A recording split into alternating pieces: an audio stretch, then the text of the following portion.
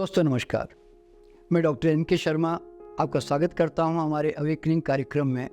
दोस्तों, शरीर में बचपन से लेकर बुढ़ापे तक अगर आपको हर सीज़न में या 2-4 साल में अचानक कोई तीव्र रोग आ जाते हैं, और तीव्र रोग का मतलब क्या है? Acute disease. एक्यूट डिजीज़ का मतलब है जैसे खूब जुकाम हो जाना, बलगम खूब निकलना, यानी तो खांसी हो जाना, खुजली हो जाना, डायरिया हो जाना, कई तरह के बुखार हो जाना। तो ये जितने भी जो एक्यूट सिम्टम्स जो आपके शरीर में आ रहे होते हैं ना, ये अगर टाइमली यानी कि साल 2-3-4 साल में अगर आ जाएं तो समझ लेना कि आप ज़्यादा सेफ साइड में है। क्योंकि अगर आप हर 2-4 साल में या साल भर में अगर आप छोटे छोटे बिल पे करोगे तो आपके सामने बड़ा बिल नहीं आएगा। बड़ा बिल का मतलब क्या है? अगर आपने छोटे छोटे रोग से अपने अंदर जमा होने वाली गंदगी समय से अगर आपने निकल जाने दी तो आपके आने वाले समय में आपको फिर कोई भी बड़ा रोग होने में थोड़ा टाइम लगेगा या शायद न भी हो।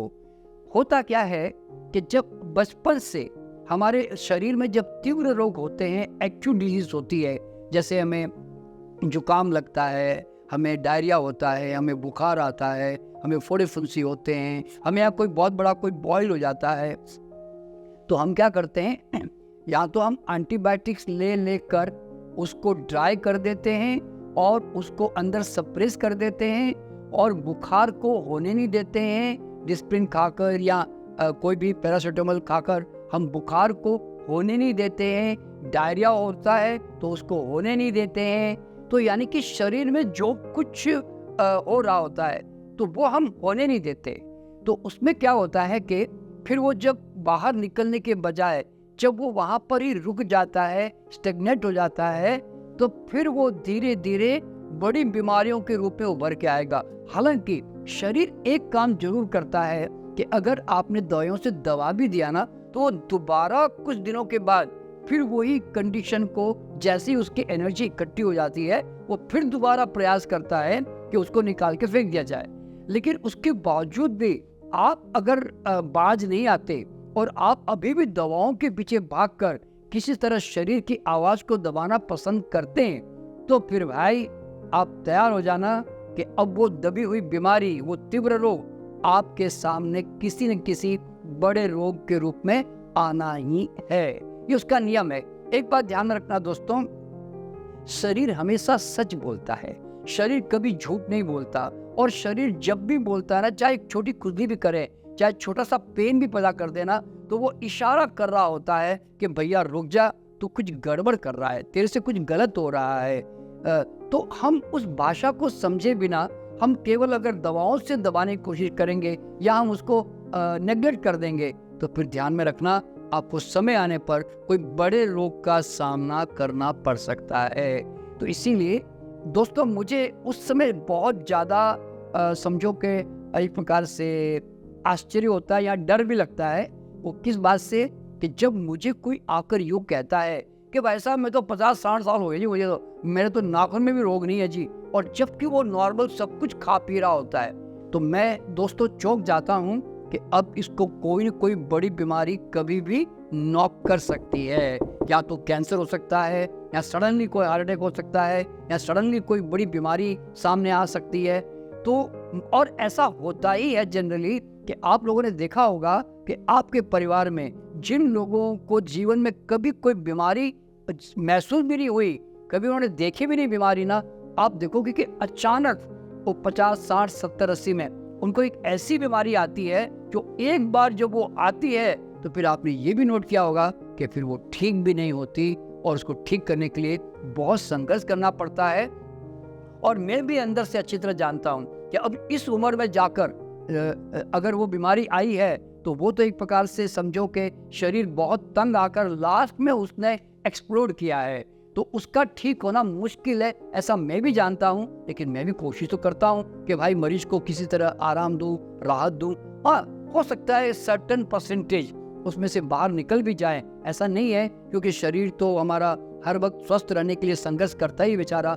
तो अब कई लोग हो सकता है निकल जाएं और हो सकता है कई लोग बिल्कुल भी ना निकलें। तो इसीलिए आप इस बात का हमेशा ख्याल रखिएगा कि छोटे छोटे बिल को पे करने दीजिए। देखिए, बचपन में भी हमारे जो एक्यूट बीमारियां होती है ना, बच्चों में जो बीमारियां होती है, आप है ना बचपन में उसको गाय भैंस का दूध पिलाते हो, आप उसको कई दांत आने से पहले अनाज खिला देते हो, तो और उसको कई तरह के जंक फूड भी खिलाते रहते हो, तो उसके कारण जो है उसके अंदर जो है वो गंदगी जो जमा होती रहती है, तो वो फोड़े फुंसी के रूप में, डायरिया के रूप में, बुखार के रूप में उसके सामने आती रहती है।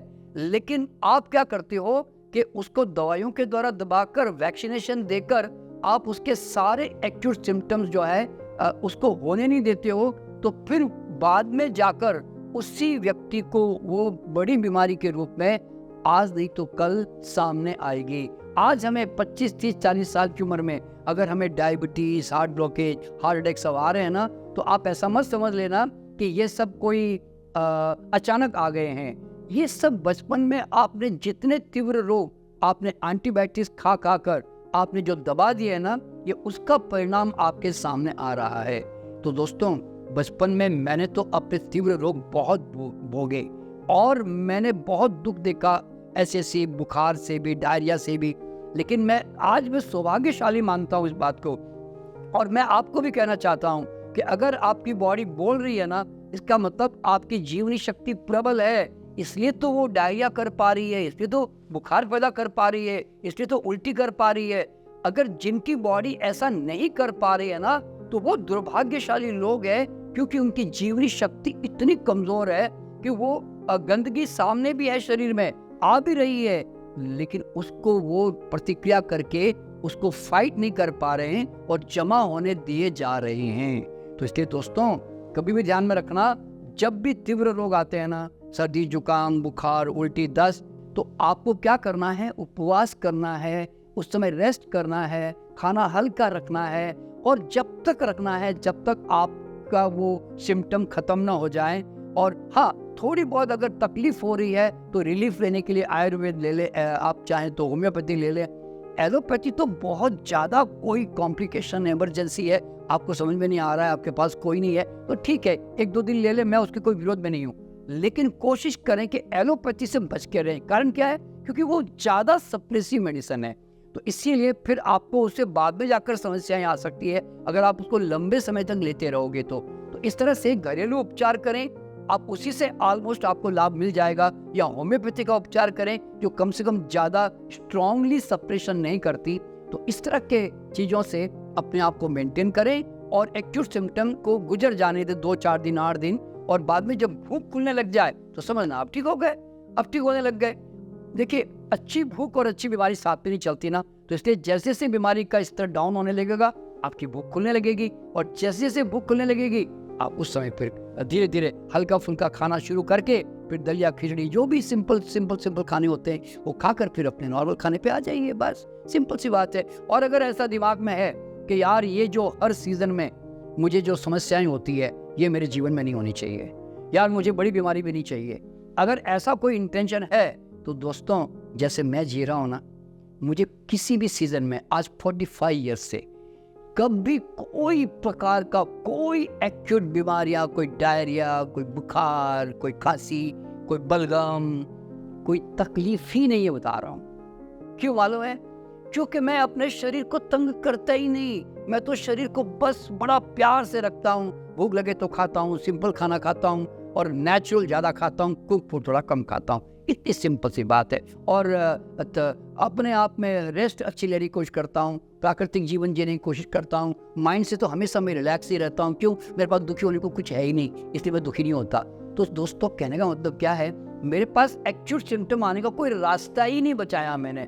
आपको भी अगर ऐसा जीवन जीना है कि मेरे जीवन में सीजनल कोई अटैक ना आवे, तो अपने जीवन को थोड़ा एक अच्छे से हेल्दी लाइफस्टाइल में ढाल दो और आराम से मजे से जीते रहो, तो इस संसार से फल की तरफ पक के जाओगे। और ये जो हर आदमी को बीमारी का लेबल लगता है ना यहाँ पे, और वो इंतजार भी करता है कि मुझे कौन सा लेबल लगेगा, तो आपको इस लेवल की इंतज़ार करने की जरूरत नहीं पड़ेगी और ना आपको कोई मेडिकल इंश्योरेंस कराना पड़ेगा जिससे आपके अंदर डर रहे कि कल मुझे कुछ बड़ी बीमारी ना आ जाए, मुझे हॉस्पिटलाइजेशन ना करना पड़ जाए।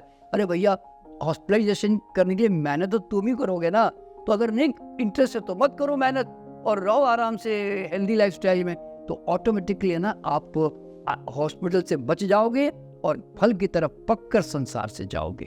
तो दोस्तों, मैं हर वीडियो में कोशिश यही करता हूँ कि आप लोगों को छोटी छोटी बातें बताकर थोड़ी आपकी आंखें खोलूँ। तो आपको अगर अच्छा लगा तो आप और लोगों तक पहुँचा दीजिएगा इस वीडियो को। धन्यवाद। मिलता हूँ आपसे फिर दोबारा।